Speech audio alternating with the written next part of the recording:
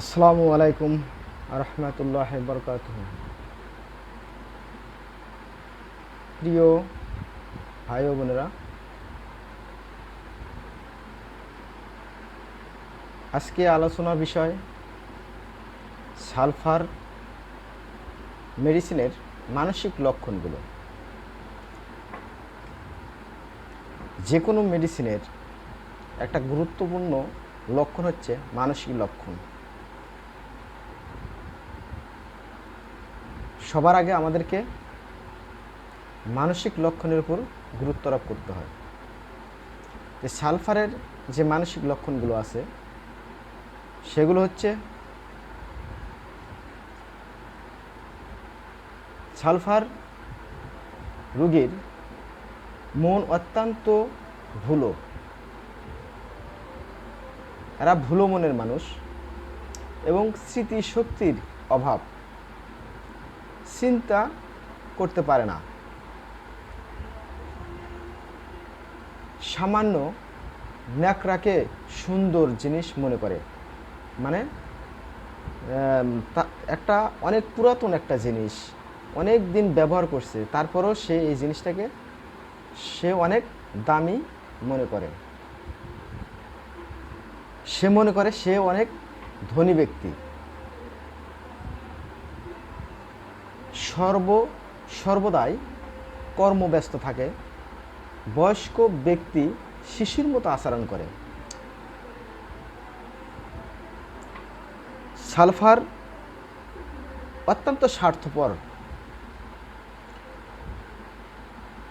এরা শুধু নিজের স্বার্থকে প্রাধান্য দিয়ে থাকে, মনে করে অপরকে ভুল জিনিস দিয়েছে। সালফারের রোগী সারাক্ষণই ক্রোধপ্রবণ থাকে, অত্যন্ত ক্রোধপ্রবণ, যাকে খিটখিটে মেজাজ বলা হয়। সালফারের রোগীর মনের অবস্থা খুবই খিটখিটে। রোগী কারোর সাথে কথা বলতে চায় না, সে একা একা থাকতে চায়, কারোর সাথে মিশতে চায় না, সকলকে সে সন্দেহ করে এবং দোষের চোখে দেখে। আপনি সালফার রোগী যদি কোথাও বসে থাকে, সামনে ধরেন দুইজন লোক কথা বলছে, তখনও এই জায়গা থেকে বসেই সন্দেহ করে ওরা বুঝি আমাকে নিয়ে কথা বলতেছে। এত সন্দেহপ্রবণ ব্যক্তি। চিকিৎসককে অনেক সময় সন্দেহ করে। কোনো উপদেশ দিলে সে কি করে, বিষের মতো মনে করে। রোগী মনে করে সে অনেক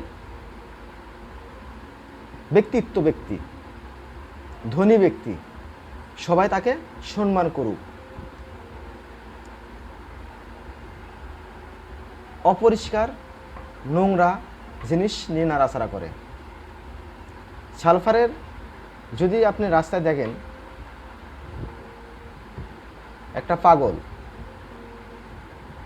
সে কি করতেছে, ছেঁড়া কাপড় চোপড় নাড়াচাড়া করতেছে, খাবার নোংরা জিনিস হাত দা নাড়তেছে, মুখে দিতেছে, তাহলে ওনাকে, আমার মনে হয় ওনাকে যদি সালফার সঠিক ডোজটা দেওয়া যায় তাহলে উনি সুস্থ হয়ে যেতে পারে।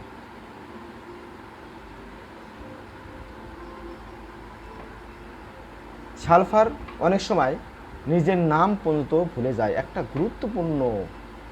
গুরুত্বপূর্ণ একটা লক্ষণ। এই রোগী আপনার কাছে এসে বলবে, ডাক্তার সাহেব, আমি মাঝে মাঝে আমার নিজের নামটা ভুলে যাই, লিখতে ভুলে যাই, আমার নিজের নামই আমি মনে রাখতে পারি না। তাহলে আর কোনো মেডিসিন আপনার খোঁজার দরকার নাই।